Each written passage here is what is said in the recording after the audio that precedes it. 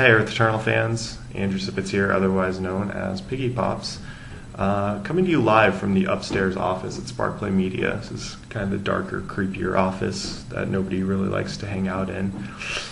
We're going to start up a new video this week called Earth Eternal Developer Diaries, or at least that's kind of the generic name for it right now, where we kind of wrestle down one of our team members and force them to answer your questions. This week we have, let's see, Derek. Derek is a designer here on Earth Eternal and will be answering some very pertinent questions. Before we get to that, though, I kind of want to take a minute to talk about this video itself and your involvement in it. In the comments section below the post of this video will be in, we want to know a little bit about what you want to see out of the video. So who you want to see interviewed for the next video, and what questions you want to ask. So please leave that feedback in the comments section. What was the other thing? Oh yeah, Developer Diaries is a terrible name. So another thing we want to see is a good name for this video. So if you've got a really just awesome name for the Earth Eternal Developer Diary, let us know and we'll make it happen. My name is Derek McDevitt. Here at Sparkplay, I'm a game designer, which on such a small team means I do a lot of different things, but ultimately try to make a really awesome game.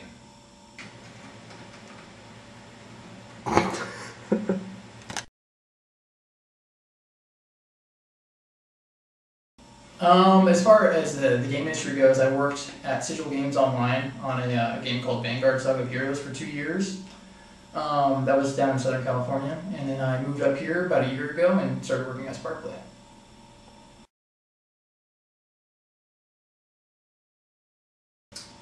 Personally for me, I really enjoy all aspects of design, but some of the stuff I find really interesting is working on player abilities. To me that's been really gratifying and fun because abilities are something that players are constantly interfacing with. It is one of our core system right now, and it's really fun to get to work on that and get feedback from people and to try to innovate and think of new ways to make it interesting. And to go with that, there are a lot of changes coming up to the abilities and to the combat that I think players are going to enjoy. So hang tight for that. On top of that, I mean, I like doing population. Sometimes I have to do it in very high quantities, but I do love doing it. I love creating experiences for players and just creating something that someone else would play and then tell their friends about. Because for me, that's what it's all about. It's about playing games and sharing with other people and just really enjoying your experience and moments that stick out in your mind. So I really enjoy creating experiences like that.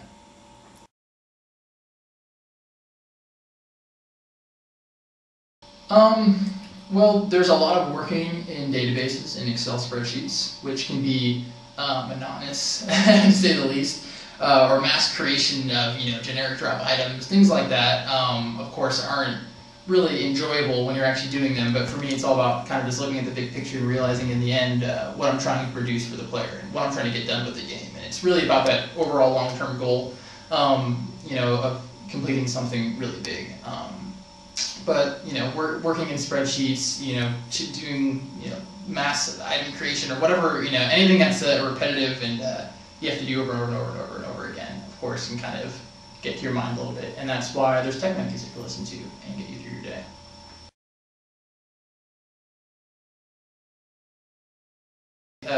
Play lots of video games. I think personally the most important thing about a designer is that they are a gamer themselves, because the decisions you make on a daily basis affect players and how they interact with your game. So if you're not making decisions that are best for the player, it goes completely against what you're there for. So be a gamer before anything else, and make decisions that are best for gamers and what you think is best for the project that you're working on as well too. But be a gamer. It's the most important thing. Understand what you're talking about when it comes to games. Cool. What's your favorite game right now? Call of Duty Modern Warfare 2. What's your favorite game of all time? Of all time? That is such an unfair question. Easy question. I'd have to say a Request. This is the one that pops on my mind when people ask me that question. It's the first one I think of. It was just such a huge game for me. It really left an impression on me.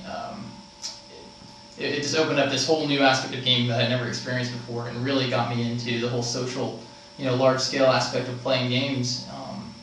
It's changed me more than any game ever has, I feel like, and I'll never forget. So not Earth Eternal? Not yet, but it will be.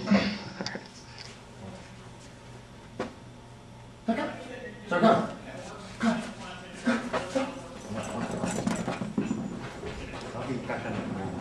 can't. It's moving too quickly for my camera. The refresh rate just isn't fast enough. Is that 1080? Is that HD? No, it's like old D.